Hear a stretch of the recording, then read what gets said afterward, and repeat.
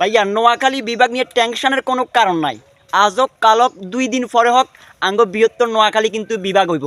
এটার হলো কোনো টেনশনের কোনো কারণ আমি দেখতেছি না।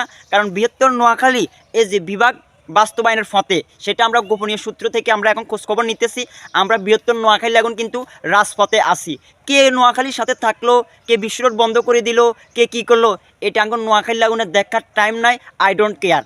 কিন্তু ভাইয়া তোমরা নোয়াখালীর মানুষ যারা আসো, বৃহত্তর নোয়াখালীর মানুষ যারা আসো, বীরশ্রেষ্ঠ রুলামিনী জেলার মানুষ যারা আসো, বেগম জিয়ার জেলার মানুষ যারা আসো, তোমরা একবারে মানে নো টেনশন ডু ফুর্তি। আমাদের বিভাগ বাস্তবায়ন হইতেছে, আমাদের বিভাগ হবে। কে মানবে, কে বিশ্ব বন্ধ করবে, কে কী করবে, এগুলো আঙ্গ ইউনাইটেড স্টেটস অফ নোয়াখালীর মানুষ দেখারও টাইম নেই। বিশ্ব বন্ধ করে দিলে আমরা নোয়াখালী লাগুন দরকার প্রয়োজন এটা ব্যবহার করব।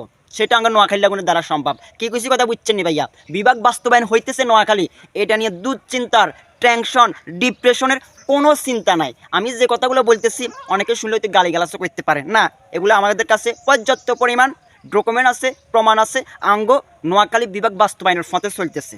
কে থাকলো, কে বিশ্ব বন্ধ করলো, কে কী করলো, এই যে রাত্রেবেলা বিভাগ হয়ে গেছে চিল্লাই, আবার সকালবেলা বিশ্ব রোড বন্ধ করি এই যে অমুক জেলা বিভাগ চাই, অমুক জেলা বিভাগ চাই। এটা আঙ্গে নোয়াখালী লাগুনের দেখার কোনো টাইম নাই।